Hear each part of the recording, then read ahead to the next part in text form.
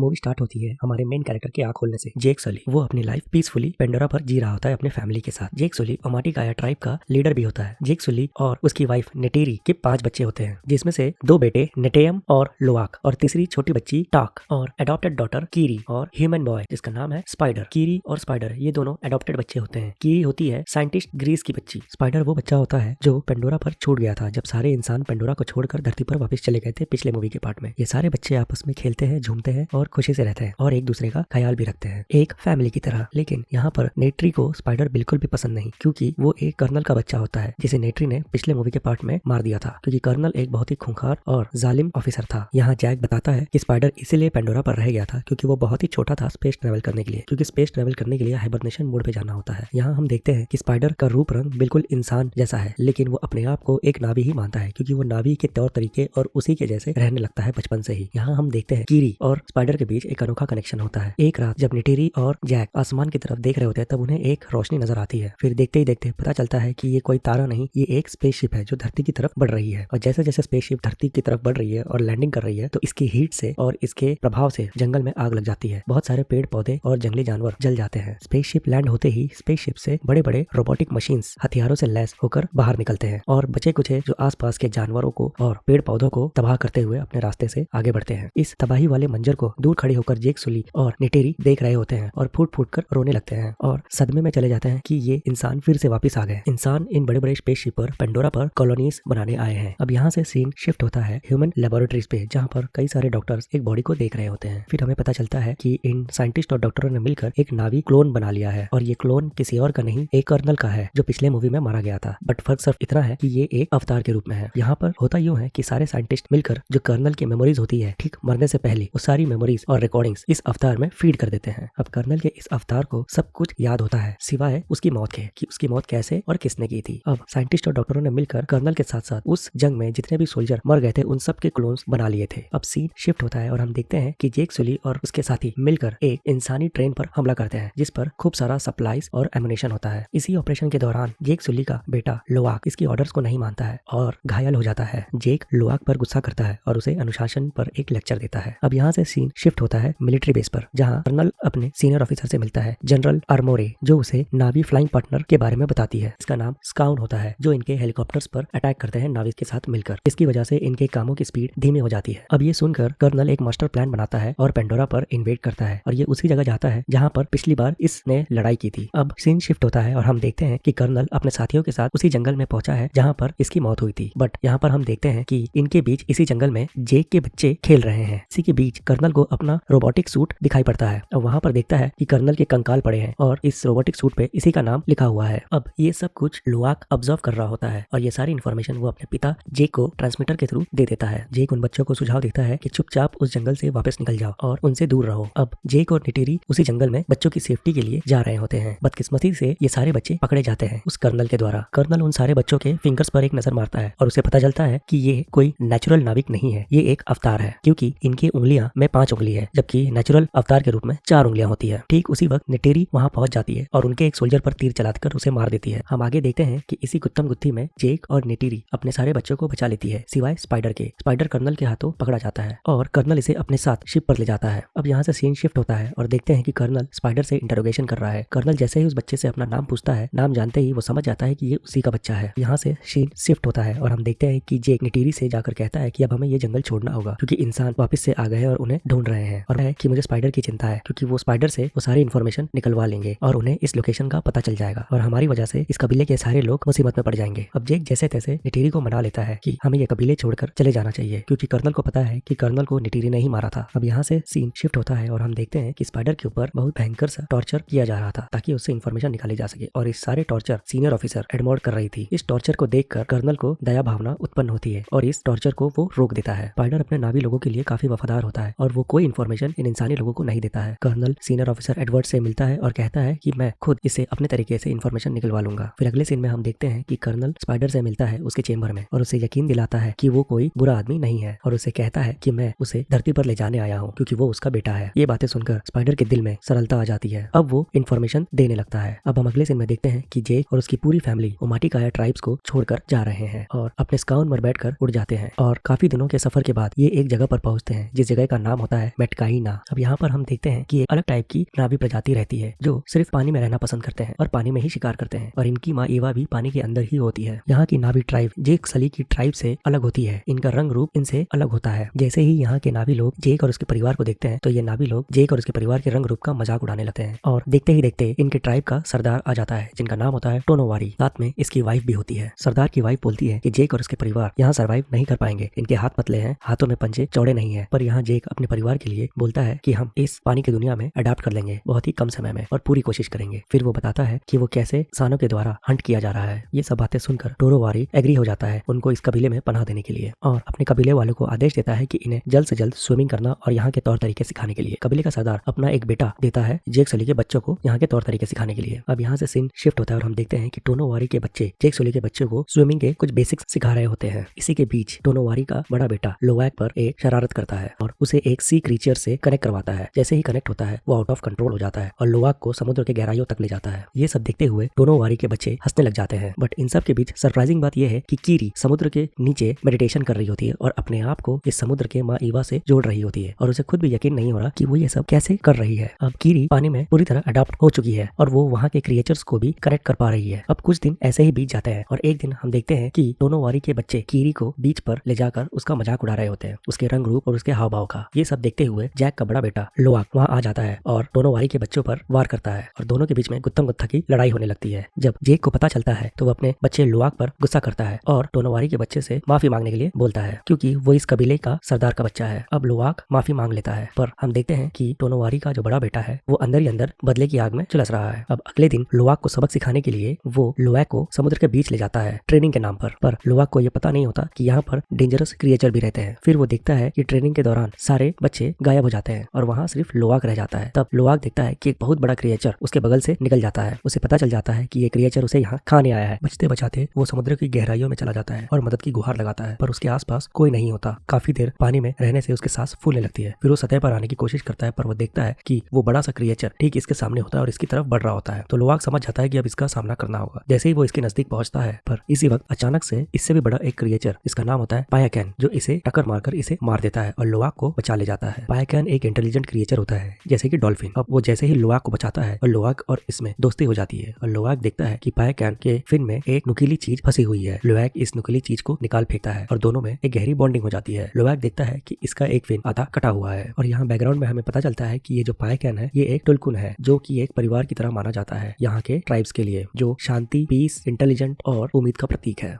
यहाँ पर हजारों की तादाद में टुलकन्स रहते हैं। पायाकन्स इन सभी क्रिएचरों में से सबसे बड़ा और विशाल होता है। इसी के दौरान पायाकैन लोआक को सतह तक ले आता है और उसे छोर पर छोड़कर चला जाता है। लोआक जब कबीले पर वापस जाता है तो वो देखता है कि सरदार के बेटे को पेश किया जाता है ताकि उसे सजा मिल सके, क्योंकि उसी की वजह से ट्रेनिंग पीरियड में लोआक खतरे में हुआ था। लेकिन लोआक मौके को समझते हुए कहता है कि इसमें इसकी कोई गलती नहीं है, ये सब ट्रेनिंग का हिस्सा था, वो इसमें खो गया था। ये सुन के लोआक और सरदार के बेटे में गहरी दोस्ती हो जाती है। सरदार का बेटा समझ जाता है कि लोआक इतना भी बुरा नहीं है। अब यहाँ से सीन शिफ्ट होता है और हम देखते हैं लोआक के भाई बहन और उसके दोस्त सब एक साथ इकट्ठा होकर बातचीत कर रहे होते हैं और लोआक उन सबको बता रहा होता है कि कैसे पाइकन्स ने उसकी जान बचाई और कैसे लोआक ने पाइकन्स की मदद की और दोनों में कैसे गहरी दोस्ती हो गई। पर यहाँ पर कोई लोआक की बातों पर भरोसा नहीं कर रहा और कहते हैं कि पाइकन्स एक किलर होते हैं, इसलिए उसे अबैंडन कर दिया गया है। अब यहाँ से सीन शिफ्ट होता है और हम देखते हैं कि स्पाइडर अपने बायोलॉजिकल फादर को एक साथी चुनने के लिए एक पहाड़ पर ले जाता है, पेंडोरा की पहाड़ियों पर। बाद में हम देखते हैं कि कर्नल स्काउन को सिलेक्ट करने में और उसे सवारी करने में स्ट्रगल कर रहा होता है और कुछ मुशक्कतों के बाद वो स्काउंस को उड़ाना सीख जाता है और हम देखते हैं कि उसे नावीस का लोकेशन के बारे में भी पता चल जाता है और ये सब मटकाइना की तरफ बढ़ जाते हैं। वहाँ पहुंचते ही ये वहाँ के नावियों को पकड़कर जेक सली और उसके परिवार के बारे में पूछने लगते हैं, पर वहाँ के नावी जेक सली और उसके परिवार के बारे में कुछ नहीं बताते हैं। ये सुनकर कर्नल को गुस्सा आ जाता है और वहाँ के कुछ लोगों को मार देता है और उनके घरों को जला देता है। अब इतना जुल्म करने के बाद भी नावी कुछ नहीं बताते तो कर्नल प्लान बी की तरफ शिफ्ट होता है और कहता है कि वो सारे टुलकन्स को मार देगा। पर टुलकन्स को मारने से इनका एक और बड़ा फायदा होता है, क्योंकि टुलकन्स की ब्रेन से एक प्रेशियस लिक्विड निकलती है जो धरती पर एकदम महंगे दामों में बिकती है। इस लिक्विड से जिंदगी या उम्र लंबी करने का फॉर्मूला है, इसीलिए ये इतना प्रेशियस है। ये सीन शिफ्ट होता है और हम देखते हैं कि बहुत सारे सोल्जर के अवतार इन पूरे टुलकन्स पर हमला कर देते हैं और इन पर एक ट्रैकर मिसाइल लॉन्च करते हैं। ये ट्रैकर इनके शरीर में इंजेक्ट होते ही इनको अनकॉन्शियस कर देते हैं। जब मटकाइना के लोगों को पता चलता है कि टुलकन्स पर हमला हो रहा है तो वो दुखी हो जाते हैं और निराश हो जाते हैं और तैयार हो जाते हैं इंसानों से लड़ने के लिए। पर जेक वहाँ पर आता है और लोगों को शांत कराता है और उन्हें बताता है कि पहले हमें